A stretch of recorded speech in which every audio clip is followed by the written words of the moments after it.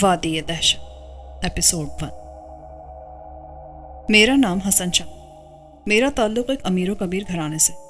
میں اپنے والدین کا اکلوتا بیٹا ہوں۔ بچپن میں نے اپنے بزرگوں سے بے شمار دیو مالائی اور پراسرار واقعات سنے، مگر میں نے کبھی ان واقعات پر یقین نہیں کیا تھا۔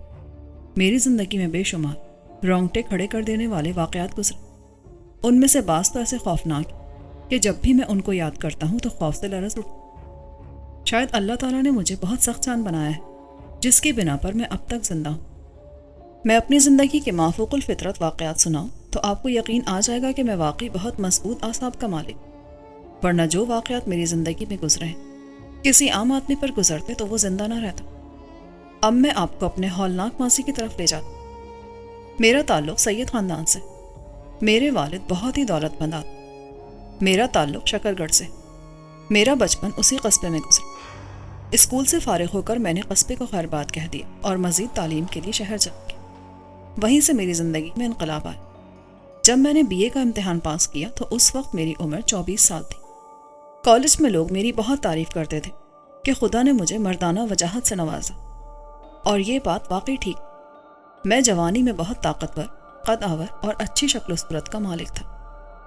کالج سے فارغ ہونے کے بعد میں نے نوکری تلاش کی اور جلد ہی مجھے نوکری مل گئی۔ میرے والدین میرے نوکری ملنے پر بہت خوش ہوئے اور میری شادی کا سوچنے۔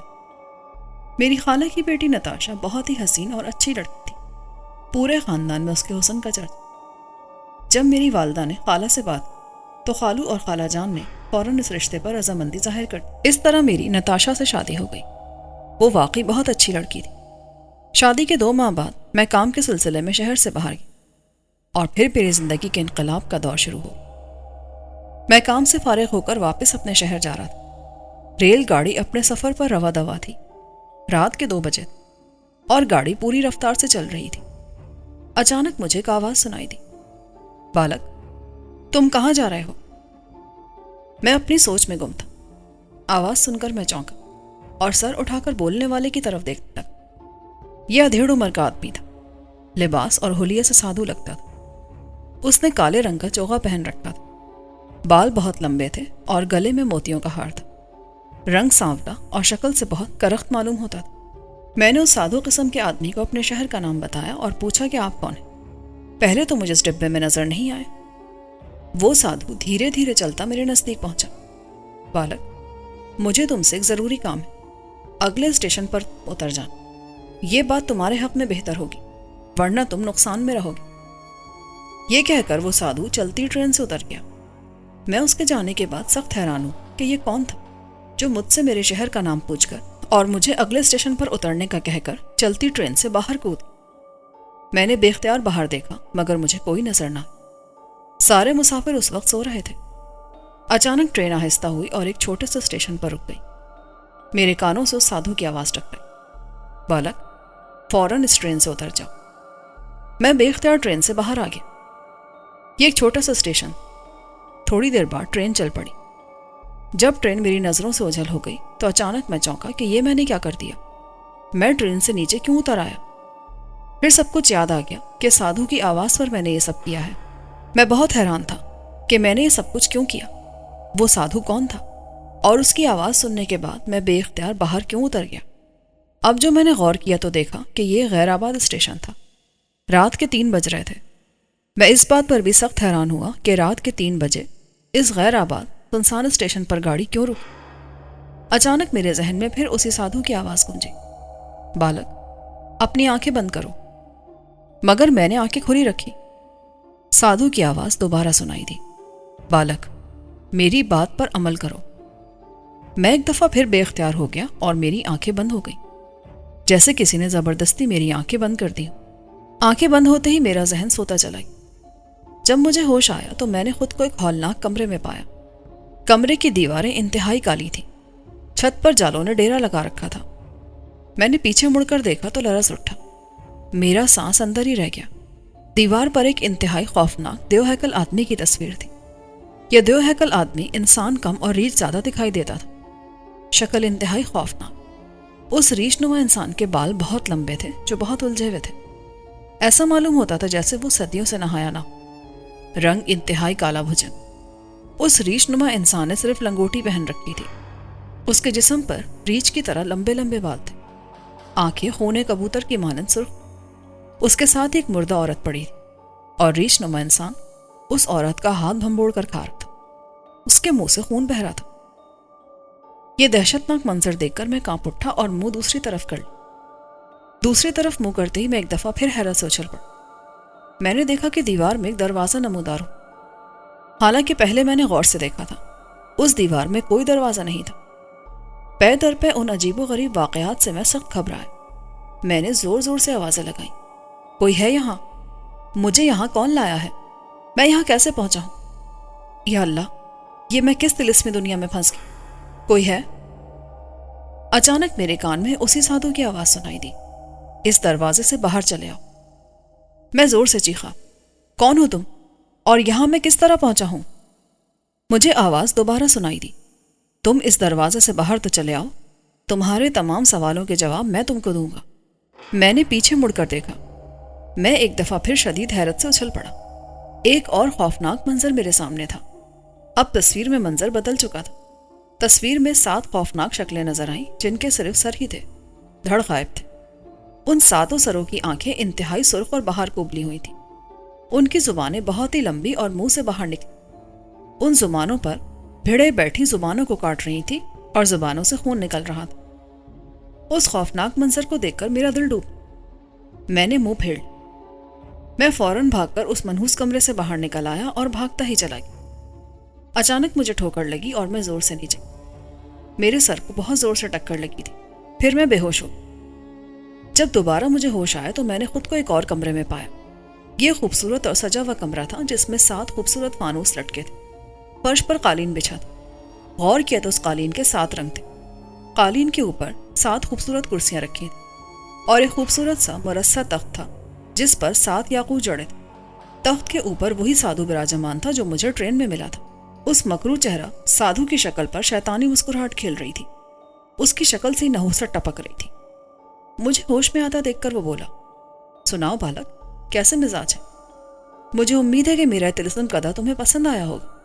अब मैं मुकम्मल तौर पर अपने होश हवास में था। मैंने उस साधु से पूछा, तुम कौन हो और मुझे यहाँ लाने का तुम्हारा मकसद क्या है? तुम मुझसे चाहते क्या हो? धीरज बालक, धीरज। मैं तुम्हें तमाम सवालों के जवाब। पहले तुम कुछ खा पी लो, फिर तुमसे बात। नहीं, मुझे भूख नहीं है। तुम मेरे सवालों के जवाब। अच्छा, तुम इसरार करते हो तो बैठ जाओ, बताता हूं मैं उन 7 कुर्सियों में से एक पर बैठ गया और साधु की तरफ देखने लगा। ये मेरा शानदार घर है, जिसे तुम तिलिस्म कथा भी कह सकते। मेरा नाम रघुदास। मैं तुम्हें यहाँ इसलिए लाया हूं कि मुझे तुमसे एक जरूरी काम है। अगर तुम मेरा काम कर दो तो मैं तुम्हें करोड़पति बना दूं। लेकिन काम मैं तुम्हें बाद में बताऊं, पहले तुम कुछ खा पी लो। नहीं, तुम मुझे बताओ कि मुझे यहाँ किस तरह लाए हो और मुझसे तुम्हें क्या काम है? बालक, ये मत पूछ के तुम्हें यहाँ मैं किस तरह लाया हूं। बस इतना बता देता हूं कि ये सब जादू का कमाल है। लेकिन तुम सिर्फ मुझे ही यहाँ क्यों लाए हो? बात दरअसल ये है कि मेरे आका ने मुझे हुक्म दिया है कि 7 तारीख की रात को किसी ऐसे शख्स को लेकर आओ जो सैयद घराने से ताल्लुक रखता हो और उसका किरदार भी साफ। और 7 तारीख की रात को उसके पास कोई भी 7 चीजें हों, उसे ले आओ। कल 7 तारीख की रात को ये सब चीजें मुझे तुम्हारे अंदर नजर, इसलिए मैं तुम्हें यहाँ ले आया। ये ठीक है कि मैं सैयद घराने से ताल्लुक रखता हूँ और ये अल्लाह का शुक्र है कि मेरा किरदार साफ, मगर मुझे ही क्यों लाया गया है और मेरे पास कौन सी 7 चीजें हैं? और ये सब 7 का क्या चक्कर है? इस अजायब खाने में तो सब चीजें 7 पर ही मुश्तमिल नजर आ रही। तुम मुझे काम बताओ, अगर मेरे बस में हुआ तो मैं कर दूं। रही दौलत की बात, तो मेरे पास अल्लाह का दिया सब कुछ मौजूद है। मुझे दौलत की जरूरत नहीं है। रघुदास इस बात पर जोर से हंसा। बालक, मनुष्य हवस का पुतला है। आदमी के पास चाहे लाख दौलत हो, मगर फिर भी उसका पेट नहीं भरता। रघुदास, देखो, तुम मुझे काम बताओ। आखिर ऐसा कौन सा काम है जो तुम जैसा बड़ा जादूगर भी नहीं कर सकता? मैं तुम्हें ट्रेन में बता चुका हूं कि मैं कहाँ का रहने वाला हूं, और सुन लो कि मेरा नाम हसन शाह है। तुम्हें मुझसे क्या काम है? रघुदास बोल, मुझे तुमसे मामूली सा काम। तुम्हारी जेब में 7,000 के नोट हैं, उनको मेरे हवाले कर दो। میں نے جیب سے پیسے نکالے تو میرے پاس 7,000 روپے تھے۔ میں نے وہ تمام رقم اس کے حوالے کر دی۔ رگھو داس نے مسکراتے ہوئے مجھ سے رقم لی اور ان کو ہوا میں اچھالا تو وہ 7 نوٹ 7 کالے رنگ کے پھولوں میں تبدیل ہو گئے اور نیچے قالین پر گر گئے۔ رگھو داس نے مجھے پھول اٹھانے کو کہا۔ میں نے سخت حیرانی اور پریشانی میں 7 پھول اٹھا کر اس کے حوالے کر دی۔ رگھو داس نے زور سے تالی بجائی۔ اچانک کمرے میں وہی ہیبت ناک ریش نما آدمی نمودار ہو جس کی میں نے تصویر دیکھی تھی۔ ریش نما انسان: آقا رگھو، آپ نے مجھے کس لیے بلایا ہے؟ کالی: مقدس دھاگا لاؤ۔ ریش نما انسان جسے رگھو داس نے کالی کے نام سے پکارا تھا یہ سن کر غائب ہو گیا اور تھوڑی دیر بعد دوبارہ نمودار ہو۔ اس وقت اس کے ہاتھ میں کالے رنگ کا دھاگا تھا۔ کالی نے دھاگا رگھو داس کے حوالے کر دیا۔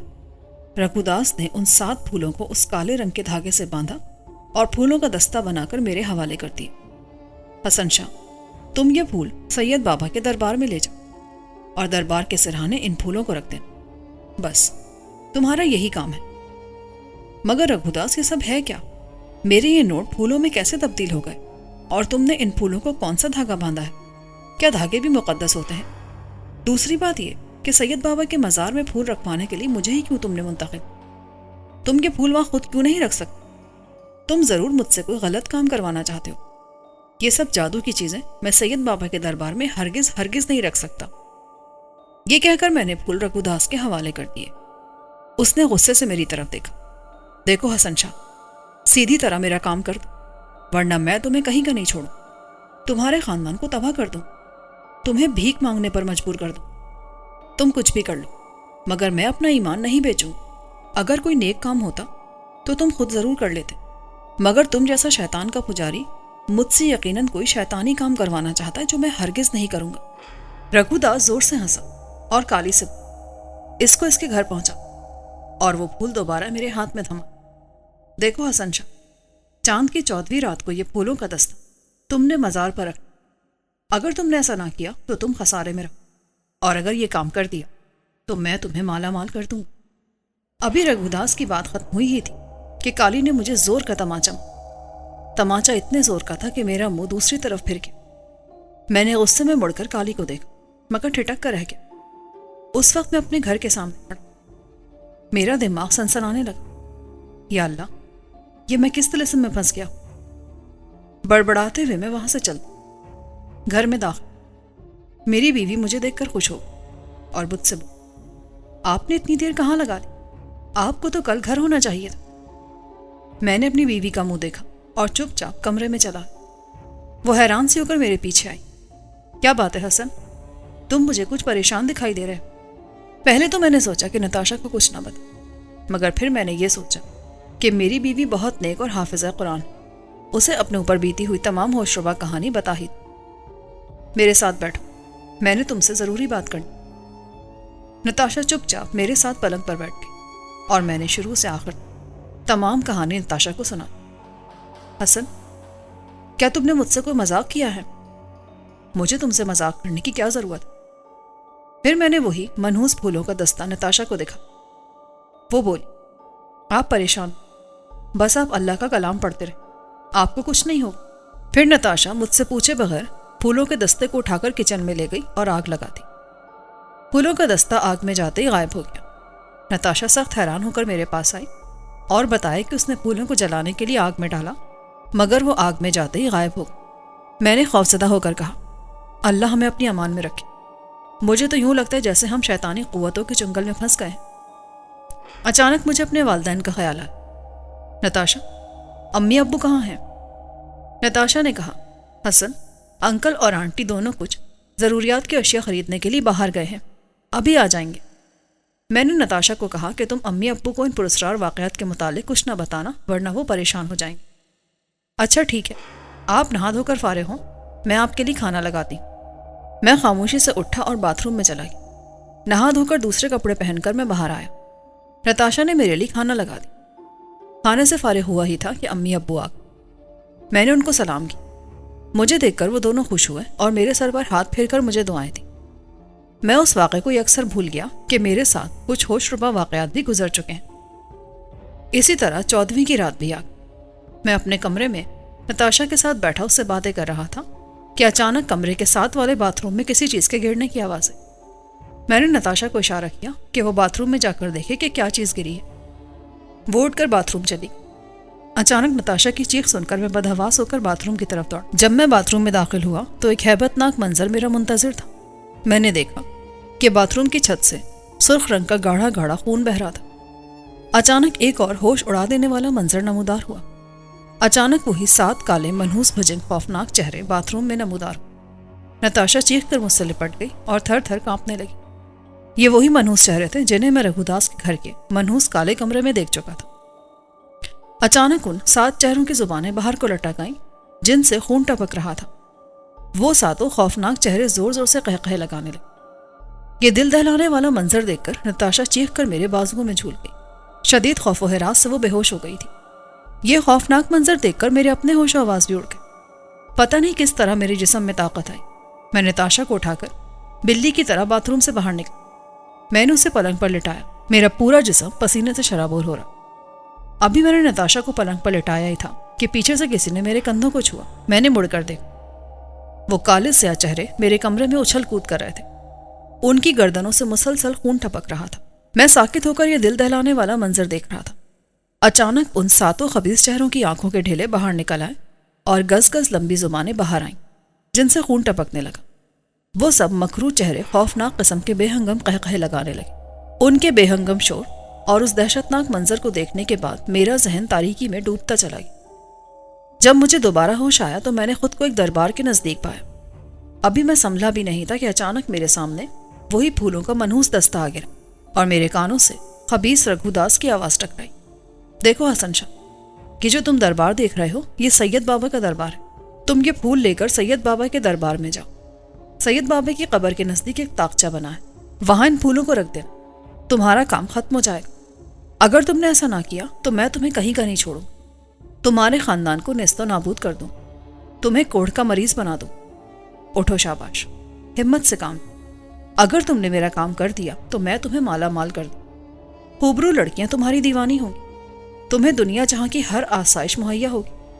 میں نے کہا، او خبیث، تو چاہے مجھے جتنی مرضی لالچ دے پر میں تیرا یہ ناپاک کام ہرگز نہیں کروں۔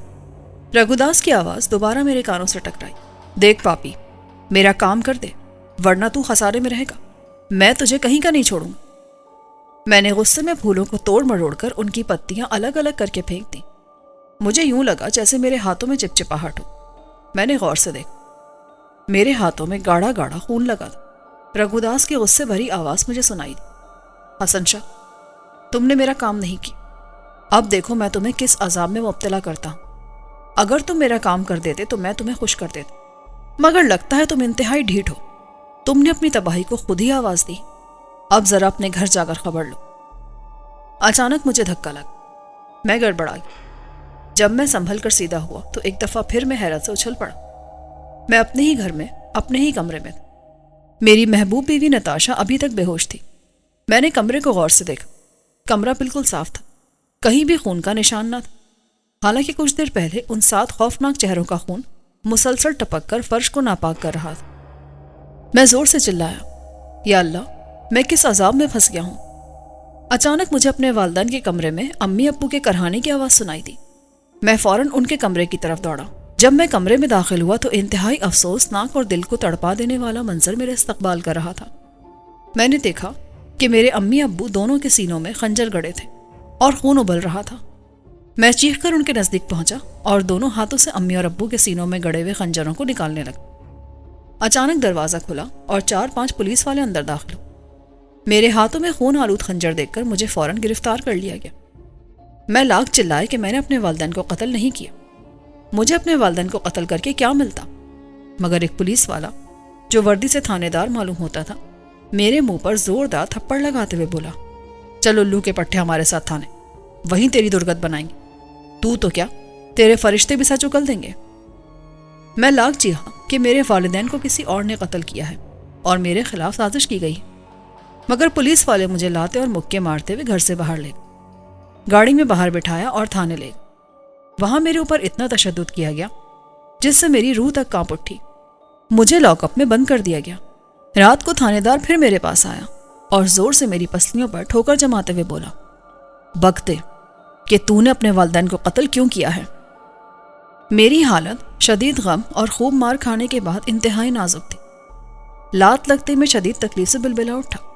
میں نے چیخ کر کہا، میں نے اپنے والدین کو قتل نہیں کیا۔ تھانے دار گرج کر بولا، بکواس مت کر، صحیح صحیح بک دے، ورنہ میں تیری وہ حالت کروں گا کہ تیری روح بلبلا اٹھے گی حرامزادے۔ یہ کوئی نئی بات نہیں، دولت کی خاطر انسان اپنے بھائی بہن اور والدین کو قتل کر دیتا ہے، یہ تو شروع سے ہی ہوتا آ رہا ہے۔ ٹھیک ٹھیک بتا، تو نے قتل کیوں کی؟ میں اپنے والدین کا اکلوتا بیٹا ہوں، ان کی تمام جائیداد میری ہے، تو پھر میں ان کو کیوں قتل کروں گا؟ تھانے دار نے میرے منہ پر زور سے مکہ مارا اور یہ کہتا ہوا چلا گیا کہ کل تک سب کچھ صحیح صحیح بک دینا، ورنہ مجھ سے برا کوئی نہیں ہو۔ یہ کہہ کر وہ لاک اپ سے باہر نکل گئی۔ تھانے دار کا زوردار مکہ لگتے ہی میرے منہ سے چیخ نکل گئی۔ تھوڑی دیر بعد ایک سنتری میرے لیے کھانا لائے۔ کھانے میں 2 روٹیاں تھیں اور کٹوروں میں تھوڑا سا سال۔ مجھے شدید بھوک لگی تھی، اسی لیے مجھے اسی کھانے پر قناعت کرنا پڑا۔ کونے میں ایک مٹکا اور کوزہ پڑا تھا۔ میں گھسٹ کر کونے میں پہنچا اور مٹکے سے پانی نکال کر پیا، پھر وہیں لیٹ گیا۔ لاک اپ میں میرے علاوہ ایک اور قیدی بھی تھا جو بے خبر سو رہا تھا۔ میں بھی کمرے کے فرش پر لیٹ گیا اور اپنے حالات پر غور کرنے لگا۔ مجھے یقین تھا کہ میرے والدین کو خبیث رگھو داس نے ہی مروایا ہو۔ یہ بات مجھے بعد میں تھانے دار سے معلوم ہوئی کہ ہمیں ٹیلی فون پر کسی نامعلوم شخص نے گھر کا ایڈریس بتا کر اطلاع دی تھی کہ وہاں قتل ہونے والا ہے، اور ہمارے پہنچنے سے پہلے ہی تم نے اپنے والدین کو قتل کر دیا تھا۔ اس نامراد رگھو داس نے بڑے خوبصورت انداز سے میرے والدین کا قتل کر کے مجھے ہی قاتل بنا دیا تھا۔ کہتے ہیں کہ نیند پھانسی کے تختے پر بھی آ جاتی ہے۔ میرا ذہن آہستہ آہستہ سوتا چلا گیا اور میں نیند کی وادی میں ڈوب گیا۔ آدھی رات کو اچانک میری آنکھ کھل گئی۔ میں نے اپنے ساتھ سوئے ہوئے قیدی کو دیکھا۔ قیدی کی شکل دیکھ کر میں حیرت سے اچھل پڑی۔ رگھو داس کی منحوس شکل میرے سامنے تھی۔ میں اچھل کر بیٹھ گیا۔ وہ خبیث مجھے بیٹھتا دیکھ کر ہنسنے لگا۔ کیا حال ہے میاں جی؟ ٹھیک ٹھاک ہو؟ مزاج کیسے ہیں؟ ہوش ٹھکانے لگی ابھی کچھ کسر باقی؟ رگھو داس کو دیکھ کر غم و غصے سے میری آنکھیں لال ہو گئیں۔ او منحوس، میری تم سے کیا دشمنی تھی جو تم میرا اور میرے خاندان کا دشمن بن گیا؟ اتنا اونچا نہ بولو میاں جی، کوئی سن لے گا۔ اگر تم میرا کام کر دیتے تو تمہارا بہت فائدہ ہوتا، مگر پتہ نہیں تم کس مٹی کے بنے ہو، انتہائی ضدی اور ڈھیٹ آدمی ہو۔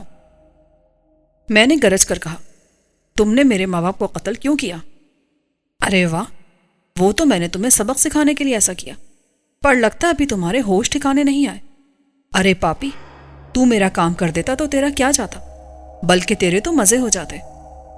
میں نے اس کی بات کو نظر انداز کرتے ہوئے کہا، میری بیوی کہاں ہے؟ فی الحال تو تمہاری بیوی ٹھیک ٹھاک ہے اور تمہاری یاد میں تڑپ رہی ہے۔ اسے میرے سیوک کالی نے اپنی دنیا میں پہنچا دیا ہے۔ کیا مطلب؟ اپنی دنیا سے تمہارا کیا مطلب ہے؟ ارے میاں جی، میں تمہیں یہ بتانا بھول ہی گیا کہ کالی غیر انسانی مخلوق ہے۔ میں نے بڑے بڑے خطرناک جاب کر کے اسے اپنے قبضے میں کر رکھا ہے۔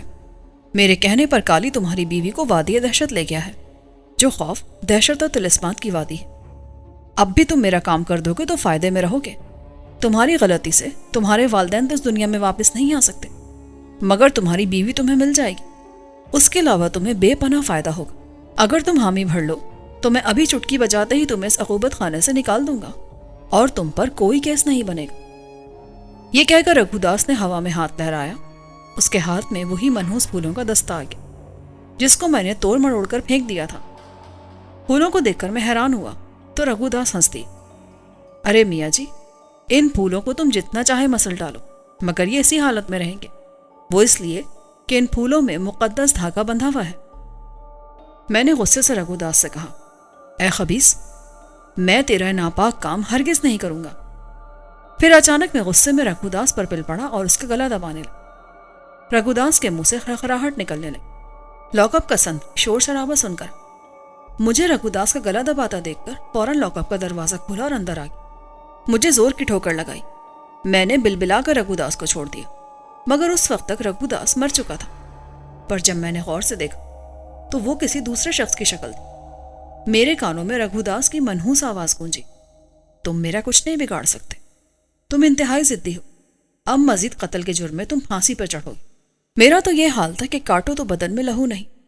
سنتری نے اس آدمی کو ہلا جلا کر دیکھا، اس کا سانس چیک کیا، مگر وہ بیچارہ میرے ہاتھ रघुदास की भेंट चढ़ चुका था। मेरा दिल हौलने लगा। संतरी ने गुस्से से मेरी तरफ देखा। ओ बदबख्त, तूने अपने आप को पागल जाहिर करने के लिए तीसरा कत्ल कर दिया। अब फांसी के तख्ते से तुझे कोई नहीं बचा सकता। फिर वो मुझे गुस्से में लाते मारने लगा। मैं जोर से चीखा। शदीद तकलीफ के बायस मेरा जहन तारीकियों में डूबता चला गया। मेरा केस अदालत में पेश किया। मेरे लिए एक वकील मुहैया किया गया। उस वकील ने बहुत कोशिश की कि मैं बच जाऊं, मगर तमाम शहादतें मेरे खिलाफ, जिसकी बिना पर मुझे फांसी की सजा सुना दी गई। मुझे कुछ याद नहीं था कि कितने दिन बाद मुझे फांसी हो जाएगी। मुझे फांसी की कोठरी में बंद कर दिया गया। एक रात एक मौलवी साहब मेरे पास आए और बोले, बेटा, तुम्हें कल फांसी हो जाएगी, इसलिए तौबा इस्तगफार कर लो, अपने गुनाहों की माफी मांगे। अल्लाह ताला गफूरुर रहीम है, क्या पता वो तुम्हारे गुनाह माफ कर दे। मौलवी ने मुझे कलमा पढ़ाने की कोशिश की, मगर मैंने चीख कर कहा, चले जाओ यहां से, मुझे किसी की हमदर्दी की कोई जरूरत नहीं है। मेरा जहन सनसना रहा था। मौलवी साहब उसके बाद क्या क्या बोलते रहे, मुझे उसका कोई होश नहीं था। दूसरे दिन मुझे फांसी के लिए ले जाएगी। मुझे किसी चीज का होश नहीं था। मुझे उस वक्त एहसास हुआ जब मुझे फांसी देने से पहले मुझसे मेरी आखिरी ख्वाहिश पूछी गई, मगर मैं चुप रहा। मेरी आंखों पर पट्टी बांधी गई। अभी मेरे हाथ आजाद थे। अचानक मुझे बेपनाह शोर की आवाज सुनाई दी, जैसे वहां मौजूद लोगों ने कोई डरावनी चीज देख ली। मैंने फौरन अपनी आंखों से पट्टी खोल दी। उफ खुदा, वही दहशतनाक मंजर मेरा मुंतजर था। मैंने देखा कि वही 7 कटे हुए काले भुजंग सर कमरे में नमूदार हो चुके थे और बेहंगम कहकहे लगा रहे थे। लोग एक दूसरे को धक्के दे देकर बाहर निकल रहे थे। बास खौफ और दहशत से वहीं बेहोश हो चुके थे। अचानक कमरे में अंधेरा फैल गया। जब आंखों के सामने से तारीकी का पर्दा हटा तो मैं शदीद हैरत से उछल पड़ा। वक्त की गर्दिश ने मुझे मौत के मुंह से बचाकर एक दफा फिर भटकने पर मजबूर कर दिया था। मैं उस वक्त एक इंतहाई घने जंगल में था। सारा मंजर ही बदल गया था। ना फांसी घाट था, ना फांसी का फंदा। उस वक्त जंगल में गालिबन शाम का वक्त था। भांत भांत के जानवरों की आवाजें सुनाई दे रही थी। मैं अल्लाह का नाम लेकर आगे चल दी।